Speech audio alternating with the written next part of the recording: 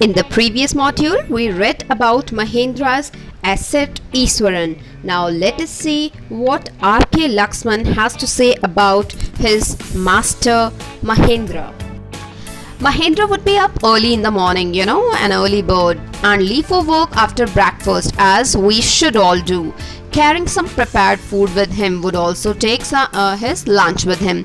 Meanwhile, Iswaran would tidy up the shed. He would do all the cleaning work, would arrange the things, keep them at their places, wash the clothes, and have a leisurely relaxing bath, pouring several buckets of water over his head. So here his routine, his schedule have been given.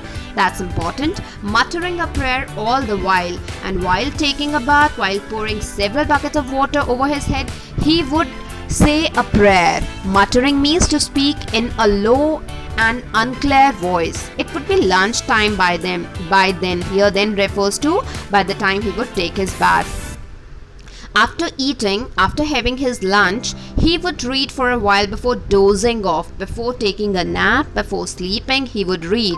The book was usually some popular Tamil thriller running to hundreds of pages. This is extremely important. Many a time we are asked what exercised influence on his narrative technique, Iswaran's narrative technique, and here the word thriller, it means that something that has suspense, that is quite exciting, like what would happen next. Its imaginative descriptions, here the word it refers to Tamil thriller.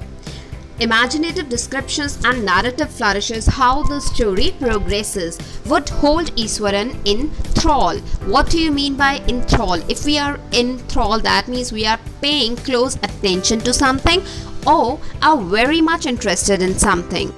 His own descriptions, the word his refers to Iswaran. Descriptions, the way he used to describe, the way he used to narrate stories, were greatly influenced by the Tamil authors that he read. So extremely important point. When he was narrating even the smallest of incidents, he would try to work in suspense and a surprise ending into the account. So he would try to narrate his stories with suspense and would give them a surprise ending. And of course, if something is exciting, thrilling, then we do feel like watching that. We do feel like reading it further. We do wait for the next episode. We do wait for the next incident to take place.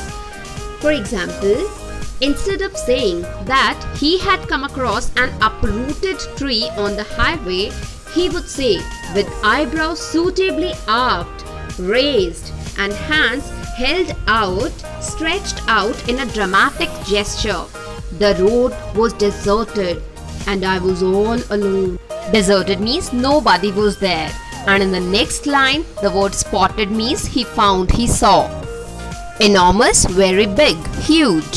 Suddenly, I spotted something that looked like an enormous bushy beast lying sprawled across the road.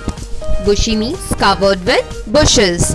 Beast, animal, sprawled, spread across the road. I was half inclined to turn and go back. He wanted to turn and go back.